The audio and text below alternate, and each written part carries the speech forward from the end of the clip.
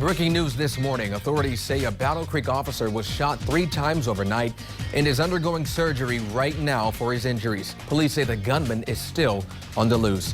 Authorities are looking for this man on your screen here, 30-year-old Andre Durrell Yarbrough. Police say he's a suspect in this shooting.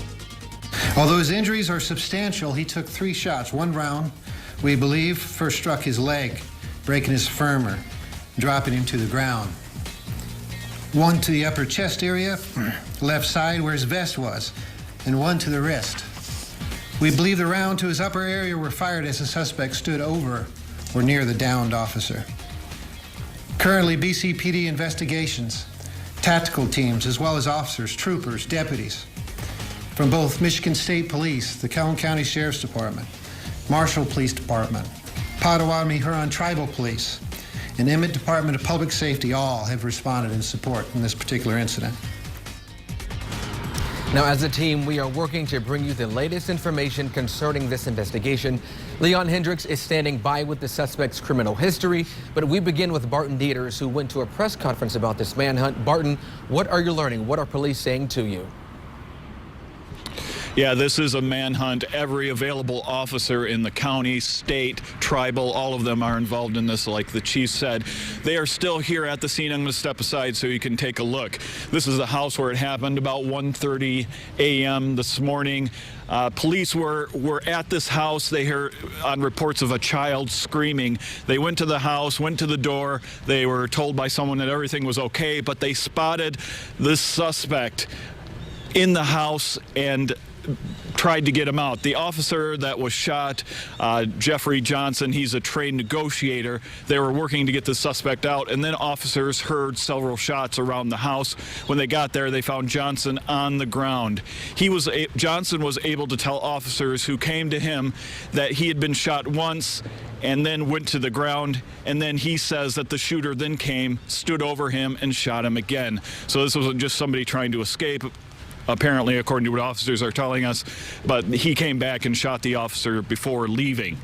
Now, the officers have been searching the area. They've been going over the Battle Creek River looking for this suspect, and they don't know whether he's armed or not because they found the gun they believe was used here, but they are asking for people's help in searching for this suspect. Here's a little bit of what the chief had to say earlier today in this press briefing. We do believe he's in the area, and there's not going to be a log unrolled or a stone unturned until we find him. We're not really sure where he may have gone. The department and really the entire team, that entire supporting law enforcement apparatus that I shared with you just moments ago, this is a sort of an all-agency, all-hands-on-deck scenario, and they've reset, and now they're going to refocus their search once again. And it's because of that we believe he's still in the area.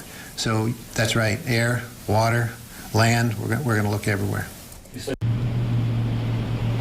Now we're remaining out here. We're seeing police, and they aren't saying anything, of course, at this point. But this suspect, they're not saying he is considered dangerous, but they are asking people to call in. Leon has more of his criminal background, but I'm live now in Battle Creek. Barton Dieters, News 8. All right, Barton, thank you so much. Let's get down to the newsroom now. News 8's Leon Hendricks is looking into the suspect's criminal history. Leon, what are you learning as you're combing through these documents? Donovan, good afternoon. This is the criminal background check that we ran on this suspect from the state police, and it shows a lengthy and serious criminal history that has sent him to jail a number of times over the past several years. At 30 years old, this record alone shows that he has clocked some 15 arrests.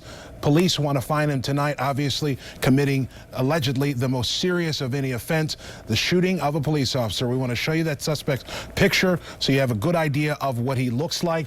He's 5'11", 165 pounds, and we're told that he is 30 years old. A little bit about the criminal history that we found here. A number of cases involving assault, a number of cases involving drugs. There's marijuana mentioned, as well as methamphetamine or ecstasy in one case. And they also have a number of charges listed here that involve this suspect being assaultive toward police officers. In fact, the most recent case to finish the adjudication process was back in 2016, where police say that he assaulted a police officer, and he was originally charged with a felony in connection with that case. That ended up being adjudicated. He pleaded guilty to attempted misdemeanor police officer assaulting, resisting, obstructing. The record would indicate an apparent some sort of a plea arrangement that took place there.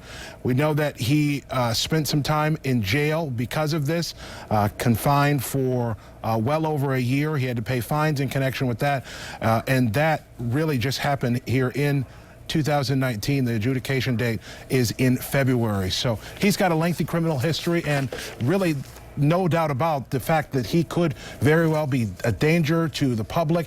The police chief spoke about just that a short time ago. Well, he certainly had 9 active warrants, and all of them, most of them were for failure to appear.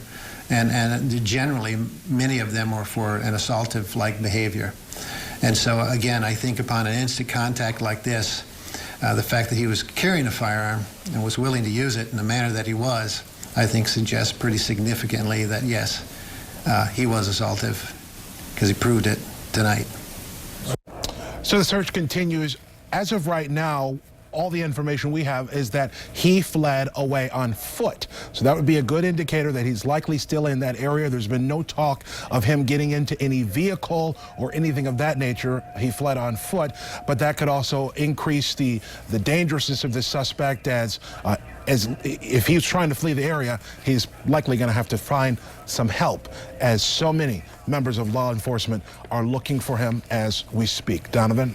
Leon, I do appreciate your reporting. Thank you so much. Again, according to the court documents you've been surveying, it sounds like this gentleman here is dangerous, and police need your help to find him immediately. Again, if you've seen him, his name is Andre Durrell Yarbrough. He's on your screen right now. Take a good look. Call 911 if you've seen this man. Police say he is a suspect in an officer-involved shooting that left a Battle Creek officer severely injured. He's 5'11" and weighs 160 pounds. If you're just now joining us, though, police say Yarbrough, this man here, shot and injured a Battle Creek officer by the name of Jeffrey Johnson at a home in the 300 block of Cherry Street. It happened around 2:30 this morning. Officers were initially patrolling this area, but went to this home because they say they heard children screaming and crying from this residence. Again, folks, here's a live look now at the crime scene. You see police actively surveying this area. Again, Barton Dieters is on the ground there, talks about how police remain at that residence, surveying the area. There is a heavy presence there, but we will continue to investigate and continue following, rather, this investigation as everything continues to unfold. But be sure to stay with us online and on our broadcast as we provide more details. Have a good day, everybody.